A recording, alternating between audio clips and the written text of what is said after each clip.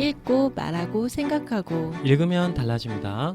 감성 인사이트 채널 최고의 페이지와 2부가 시작됐습니다. 반갑습니다. 반갑습니다. 반갑습니다. 저희 하고 있는 2부에서 나눈 책도 역시 두려움 없는 조직입니다.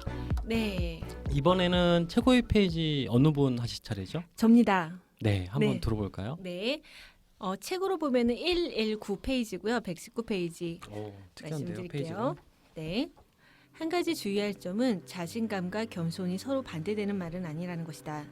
지식과 역량이 충분한 리더라면 가직적인 겸손을 보여주는 것보다 오히려 자신 있는 모습을 드러내는 게 훨씬 효과적이다. 겸손은 단순히 자기 능력을 뽐내지 않는다는 개념이 아니다. 나아가 자신의 실수와 약점을 솔직하게 인정하는 태도 역시 상황적 겸손에 포함된다. 리더가 모르는 점을 솔직하게 인정하면 직원들은 오히려 자신감을 얻는다라고 강조한다. 실제로 제록수의 직원들은 리더에게 자신이 알고 있는 바를 차근차근 설명해주는 과정에서 의견을 스스럼 없이 제기할 수 있었고, 이런 추락하는 제록수의 날개가 되어 회사를 위기에서 구해내는 발판이 되었다. 예, 이 페이지인데요. 제가 조금 부분 단락단락으로 읽어서 아마 어떤 내용이지라고 궁금하실 수 있는데, 네. 저는 이 심리적 안정감에서 리더의 역할이 굉장히 중요하다고 보거든요. 사실 조직 문화보다는 팀장 문화도 중요하다라고 저는 생각을 하는데, 리더가 어떻게 조직 내에 심리적 안정감을 만들어줄 수 있는가에 대해서 고민해 볼 때 이 문장이 좀 핵심적인 문장이라는 생각이 들었어요. 우선은 리더가 먼저 생각해야 되는 거는 자신이 모른다면 그것을 안다라고 하는 척하는 것보다는 솔직하게 자신의 모습을 인정하고, 그럴 때 팀원들에게 의견도 구할 수 있는 그런 모습이 있을 때 심리적 안정감이 만들어지고 함께 협업할 수 있는 분위기가 되지 않을까라는 점에서 상황적 겸손에 대한 내용을 좀 뽑아봤습니다. 네, 좋습니다. 어때요? 이런 리더와 함께 일을 해보신 적이 두 분 있으신가요? 네, 저는 있어요. 아까 저 1부에서 말씀드렸는데 저는 정말 그 D회사요? D회사고 네. 이분이 제가 생각했을 때 가장 모범적이고 최고의 리더라고 생각을 하거든요. 지금은 무슨 직장인 근로복지회사 이지웰이라는 회사의 대표이사님을 계시는데 여자분이시고요. 팀장님께서 항상 하셨던 거는 저희들한테 무엇인가 편안하게 의견을 제시할 수 있도록 말씀해 주시고, 미팅할 때 본인이 모르는 건 모른다라고 굉장히 솔직하게 말씀하셨어요. 그러니까 예를 들면 제가 홍보팀에서 글을 썼는데 글을 쓰는 부분에서 대표님, 그러니까 팀장님 보도자료 이런 내용 구성을 해서 이쪽으로 조금 저희가 좀 강화했으면 좋겠습니다라는 말씀을 드리면 팀장님께서 하셨던 말씀이 있어요.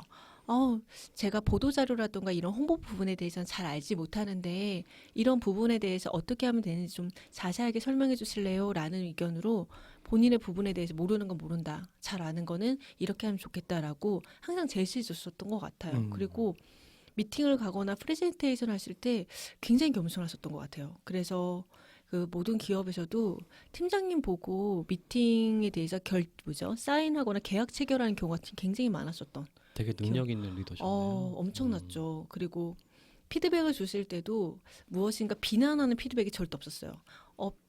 백 선생님, 저희는 선생님이라고 호칭했거든요. 백 선생님, 이 부분 제가 체크했는데 저도 좀 부족한 면이 있는데 이 부분을 어떻게 생각하는지 한번 봐주세요 하면서 피드백을 주셨어요. 그래서 저희가 팀장님을 빨간펜 선생님이라고 말씀을 드리긴 했는데 피드백도 굉장히 건설적으로 주시고, 그리고 누군가에 대해서 무엇인가 잘못한 부분을 지적할 때도 굉장히 따뜻하게 말씀했었던 기억이 있어요. 아직까지도 연락을 하는데 최고의 리더가 아니었을까 생각을 합니다. 그러네요. 그런 분들 만나기가 쉽지가 않은데. 네. 운이 좋은 케이스. 제가 정말 운이 좋았죠. 그래요. 네. 여기 이제 책에서 보면 네네. 케이스 스터디가 많이 나오잖아요. 네네. 그래서 혹시 기억하시겠지만 테네리페 공항 참사, 그렇죠. 그리고 이제 허드슨 강의 기적. 네네. 허드슨 강의 기적은 사실은 영화도 나왔죠. 영화를 봤습니다. 예, 그렇죠. 톰 행크스 나오잖아요. 맞습니다. 네. 저도 그 영화를 봤는데 거기서 와도 그 사례를 보더라도 심리적 안정감이 어떤 비극을 일으키는지, 그렇죠. 그리고 심리적 안정감이 있는 조직은 어떻게 잘 되는지를 알 수가 있잖아요. 예전에 우리나라도 그 대한항공인가요? 그렇죠. 예, 괌 괌 사건. 사건도 예. 사실 잘 보면 거기서 심리적 안정감이 없어요. 거기서 부기장이 네. 강하게 얘기를 못했고 맞아요. 왜냐하면 그때 그 수직적인 분위기 속에서 기장의 의견에서 그 잘못된 걸 알고 있었는데 그 부기장이 얘기했을 때 묵살을 당했거든요. 근데 그렇죠. 한 번 더 얘기하려고 해서 못했어요. 비슷한 네. 케이스인데 이 테네리페랑 그런 것들이 정말 사람들을 많이 죽었잖아요, 그렇죠? 그렇죠. 그때 아마 그 제가 기억하기에 20초 전에만 맞아요. 맞아 부기장님 분명 발언을 했는데 날씨가 굉장히 안 좋네요라는 말인데 정확한 의견을 표현을 못했죠. 굉장히 비교되는 케이스긴 해요. 그래서 그런 것들이 저는 이런 생각이 들었어요. 예를 들어서 만약에 어떤 신제품을 개발한다고 한다면 만약에 그 팀장이 있고 뭐 20년 경력의 팀장이 있고 밑에 또 많이 있을 거 아니에요. 근데 신입사원이 있어.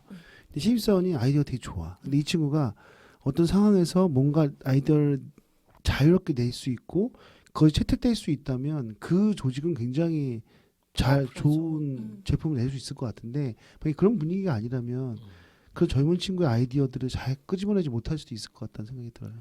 굉장히 아까운 거죠. 아쉬운 거고. 그 예전에 회의 같은 거 할 때도 제 경험은 사람들이 대부분 이렇게 말을 하잖아요. 리더가 얘기하거나 하면 딴짓하고 있었던 기억이 이렇게 죄송합니다. 다이어리에 이렇게 적는 척하면서 막 그렇죠. 막 그림을 그리거나 그럼요.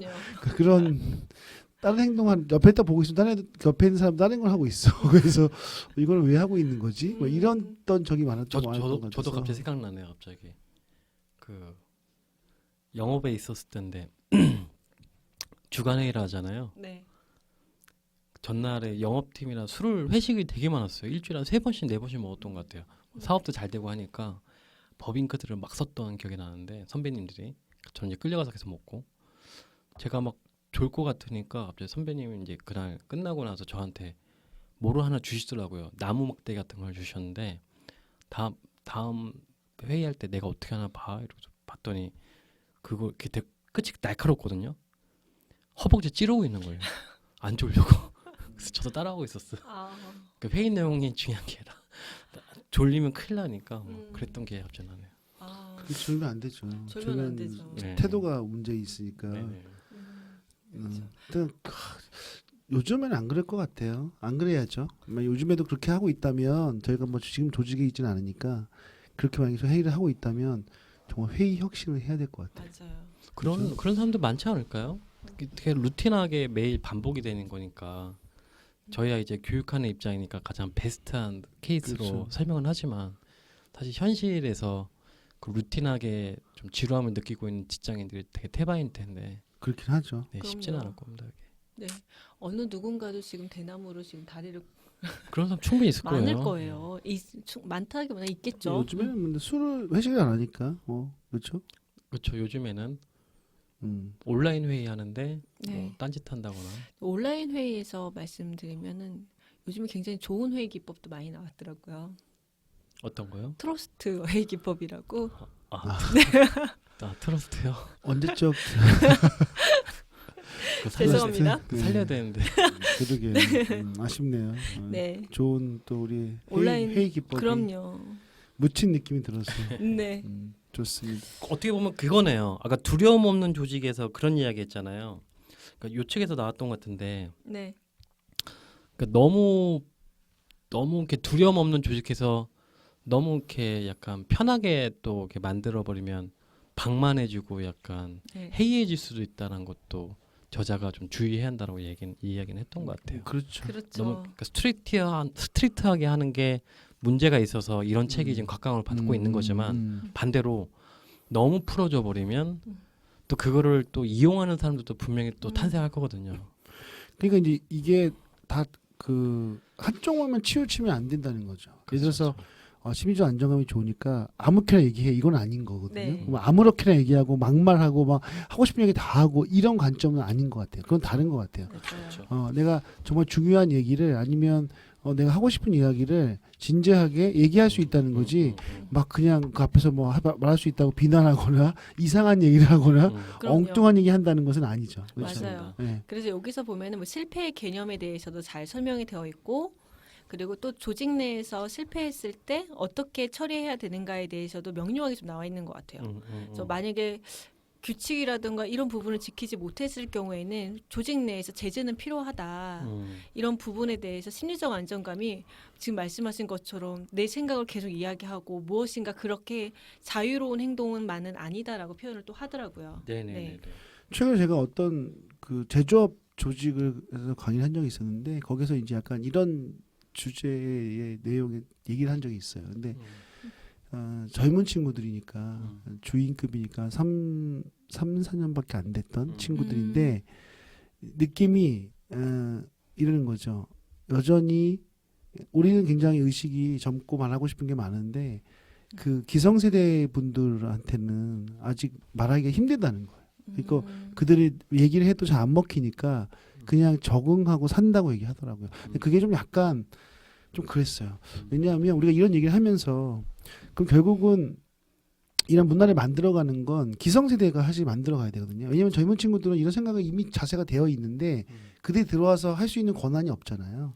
그랬을 경우에는 리더들이 사실 이런 마인드를 갖고 그들에게 자유롭게 얘기할 수 있는 어떤 문화를 만들어주고 기회 줘야 되는데 사실은 여전히 그렇지 않을 가능성이 크다. 왜냐하면 기존의 기성세대들은 그런 것들을 잘 인지하지 못하기 때문에. 그래서 리더십 관점에서 저희가 이 부분을 강의를 하면 실제 이거 가지고 같이 얘기를 해보면 반반인 것 같아요. 어떤 분들은 나는 굉장히 오픈되게 얘기하고 있다라고 생각하시는데 어떤 분들은 그렇지 않다고 생각하고 있다고 하더라고요.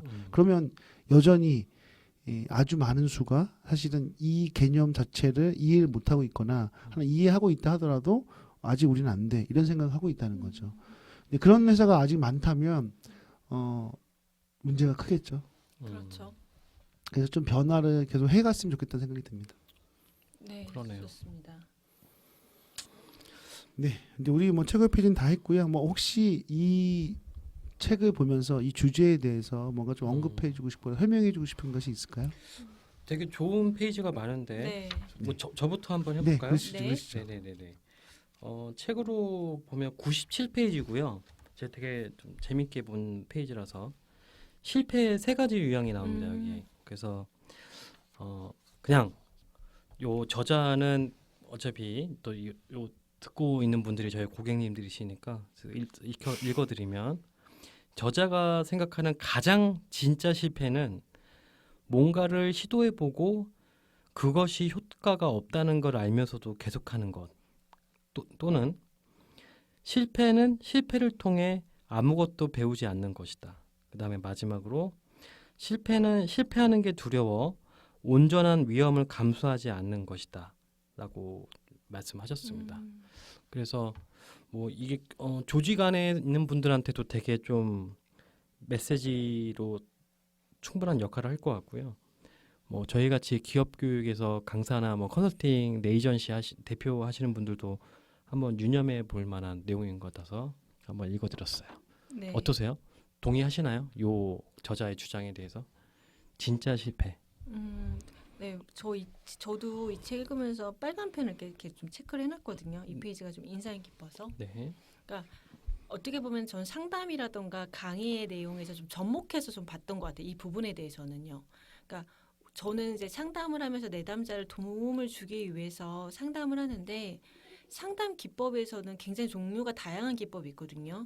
예를 들면 정신분석을 하는 뭐 프로이드 학파 쪽으로 하시는 분도 계시고 아니면 칼 로저스의 인간 이해를 지금 기본을 하시는 분도 있고 아니면 아론백의 인지행동 치료를 하시는 방법도 있고 되게 종류가 다양해요. 그런데 내담자한테 상담을 할 때 어떤 게 가장 효과적입니까? 라고 이야기를 하면 가장 효과적인 거는 그 사람한테 맞는 기법을 사용하는 게 효과적이라고 저는 생각을 하는데 상담을 할 때 실패하는 케이스가 있잖아요. 예. 근데 그 케이스를 보면은 자신의 것이 옳다라고만 생각해서 고집 부릴 때 실패하게 되는 것 같더라고요. 그러면 어떻게 보면은 우리가 그것이 자신이 하면서도 자신이 본인 은연중에 좀 알잖아요. 이건 효과가 없다라는 걸. 그러면서도 자기가 알면서도 계속 고집 부리는 것 그게 어떻게 보면 진짜 실패지 않을까. 또 강의할 때도 마찬가지인 것 같아요. 이런 기법은 강의할 때도 이런 교수법은 도움이 되지 않는데 그럼에도 불구하고 자신의 루틴에 끌려서 하시는 분들도 계실 거라는 생각이 음. 들어요. 온라인 뭐 강의도 마찬가지고 그렇다면 분명 본인은 알 텐데 그런 걸 계속 지속하는 사람들 그게 진짜 실패지 않을까라는 그런 생각을 하면서 좀 이 부분을 좀 읽었던 것 같아요. 네. 마치 그런 거네요. 망치를 두고 있는 사람은 모든 게 다 못으로 보인다는 것처럼 맞아요. 본인이 활용할 수 있는 걸로 모든 걸 적용하려고 하는 거. 네. 그러면 그걸 거꾸로 얘기하면 망치를 여러 개를 두고 있어야 되는 거네요. 망치랑 뭐 다른 것들도 뭐 그렇죠. 톱도 들고 있어야 되고. 그렇죠. 그러니까 내가 갖고 있는 것들, 그러니까 나는 하나밖에 없으면 그게 온 세상 전부라고 생각을 하잖아요, 사람이. 근데 그건 보통 이렇게 전문가라고 하는데 보통 전문가라 하는 사람은 어떤 한 분야에 정통한 사람을 전문가라고 칭하잖아요. 네. 그러면 그런 관점에서는 망치 하나를 제대로 쓰는 게 더 좋은 거 아닌가요? 전문가는 그런 범주로 해석하는 게 아닌 건가? 제가 좀 잘못 비유하고 있는 건가요? 근데 망치라는 것도, 그러니까 저는 또 다르게 해석하는 게 뭐냐면 망치도 작은 게 있고 큰 게 있고 다양할 거잖아요. 네. 그런데 전문가라고 하면 망치의 종류가 많을 거고 그 적재적소에 맞게끔 망치를 쓰겠죠. 그런데 비전문가라면 내 망치는 A라는 크기의 하나밖에 없어라고 생각하는 게 이게 독단이고 독재지 않을까? 그 결론은 망치를 잘못 쓰면 다른 사람 인생 망칠 수도 있는 거네요. 그렇죠. 뭐 그런 뭐 생각을 하면 근데 다른 이 사람의 인생도 망치겠지만 본인의 삶도 무너지겠죠. 네네네, 알겠습니다. 네. 저도 하나 뭐 새로운 게 아니라 여기 사례 중에서 폭스바겐 사례 한번 네. 얘기하고 기억에 싶었어요. 남아요. 기억에 그쵸? 남아요. 네. 사실 그 폭스바겐 우리나라에서도 몇 년 동안 퇴출됐잖아요, 그렇죠? 그렇죠. 그래서 그 아우디랑 같이 왜냐면 이게 2015년도 일어난 일인데 사실 2014년도에 이 폭스바겐 그룹이 1,000만 대를 넘어서 세계 1위로 등극하거든요. 그래서 2015년에 됐을 때는 굉장히 자부심으로 와 우리가 세계 1위다.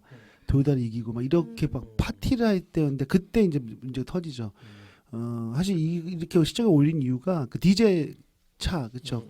디젤의 그 원래 가스 디젤의 그 뭐죠 배출 네. 가스에 대한 그 안전이 그 배출량이 있는데 그거를 속인 거잖아요. 그러니까 네. 그걸 프로그램 조작을 해서 되게 낮게 나오게 해서 네. 굉장히 클린 친환경 차식으로 해가지고 홍보를 해서 차가 엄청 팔렸거든요.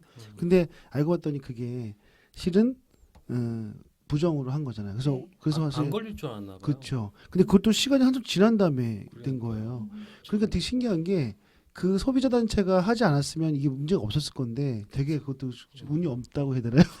하여튼간 당연히 어차피 걸렸어야 되는데 근데 이때 문제가 뭐냐면 그때 이제 그걸 했던 CEO가 엄청나게 강력하게 우리 1위를 해야 된다 하고 아주 독재자의 CEO였다고 합니다. 그래서 누가 무슨 말을 할 수가 없는. 그러니까 심지어 안정감이 아주 제로였던 거죠.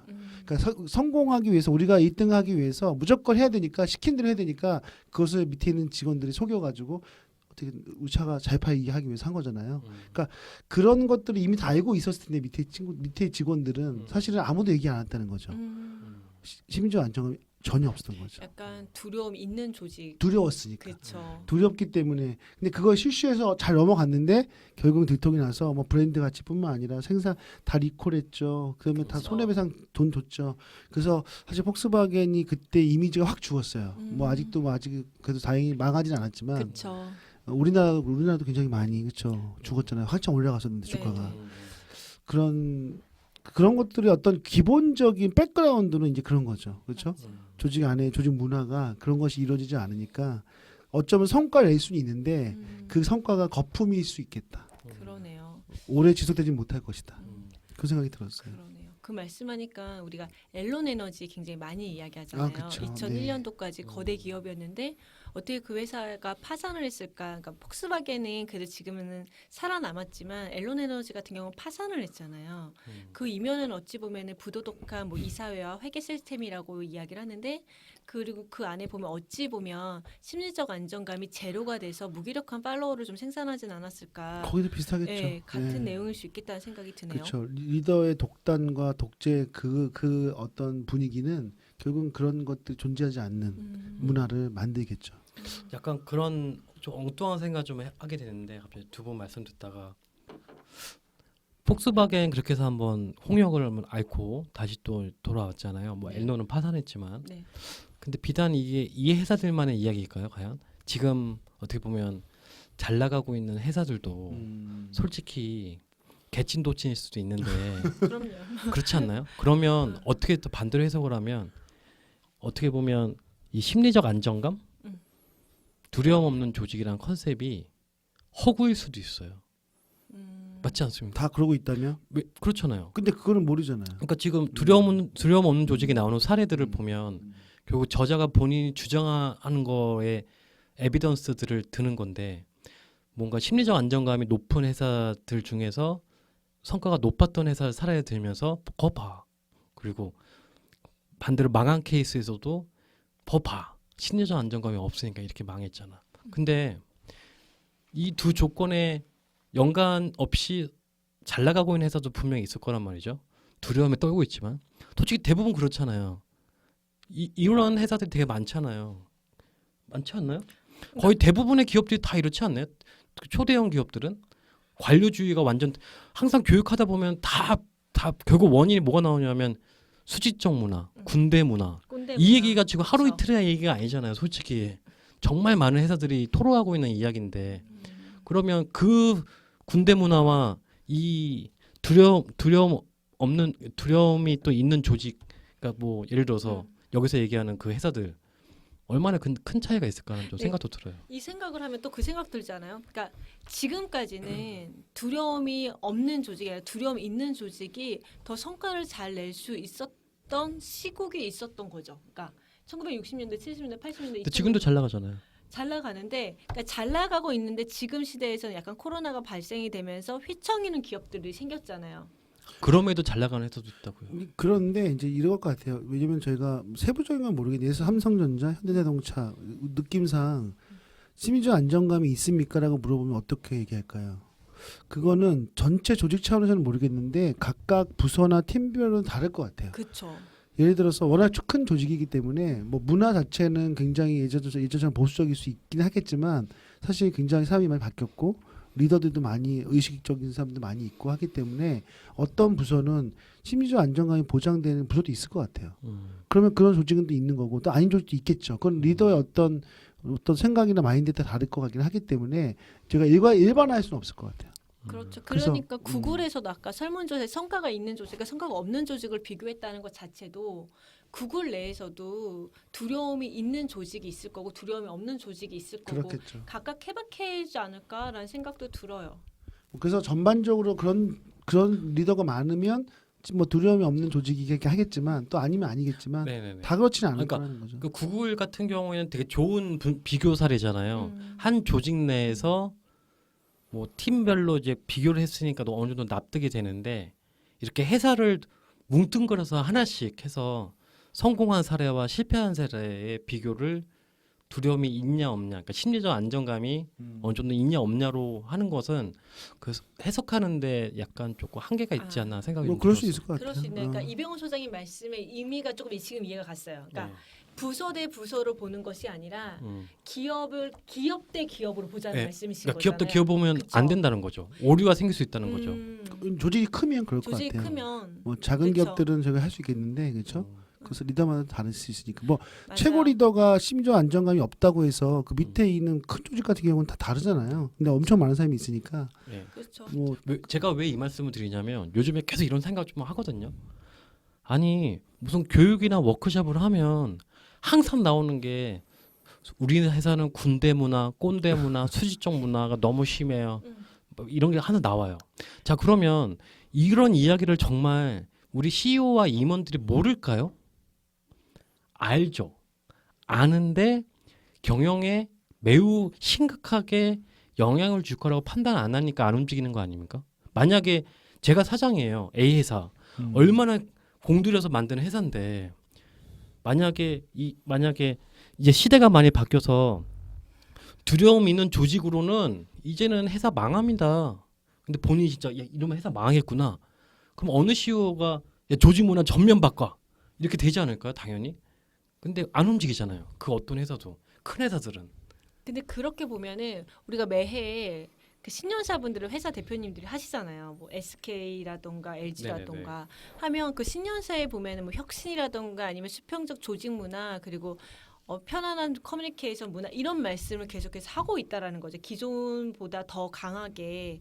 그러면 그분들도 어찌 보면 우리 조직에 뭐 회사 명을 거론해 좀 그렇지만 우리 회사가 변화해야 되고 심리적 안정감을 구축해야 됩니다라고 강하게 주장하고 있는 건 아닌가라는 생각도 하는데 어떻게 생각해요? 그러니까 저는 그런 말이 어떻게 느껴지냐면 CEO들이 연초가 되면 이런 이야기를 한단 말이죠.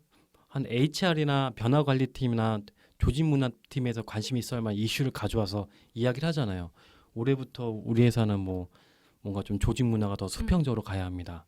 뭐 이런 식으로 바꾸잖아요. 네.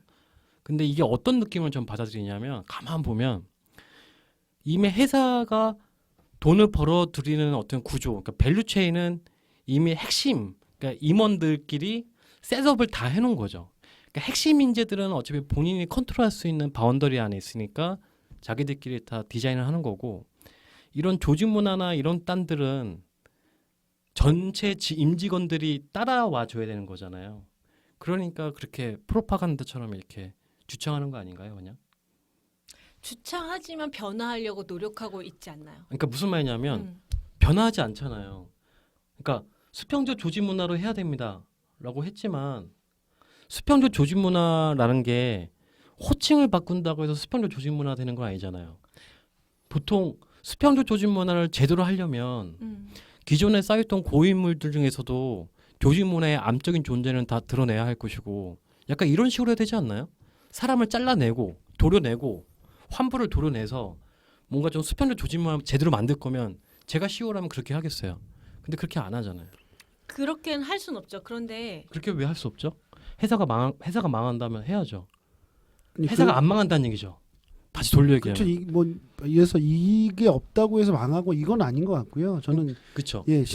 심지어 안정감이 없어서 회사가 뭐 망하거나 그런 관점은 아닌 거고 너무- 저는 여러 가지 요소 중에서 이러한 것들이 있는 조직이 더 잘 될 가능성이 있다 이런 거로 생각해요. 그렇기 때문에 이제 지금부터 미래까지의 시대에는 이런 것들을 더 갖추는 리더가 되고 그런 조직을 만드는 것이 중요하다는 의미지 뭐 과거에 이거 없다고 해서 망하진 않았잖아요. 그러니까 그런 관점 맞아요. 그래서 그건 아니고 우리가 어쨌든 새롭게 계속 발전을 해야 되고 개선을 해야 되니까 이제 그런 관점에서 이런 이론들이 되게 도움이 되지 않을까라는 네. 생각이 듭니다. 그러니까 제 말이 맞습니다. 그 말입니다. 네. 너무 확대해서 해석할 필요는 없다. 그렇죠. 그렇죠. 네, 좋습니다. 음. 우리 이제 정리를 해야 될 것 같은데요. 네. 아, 네.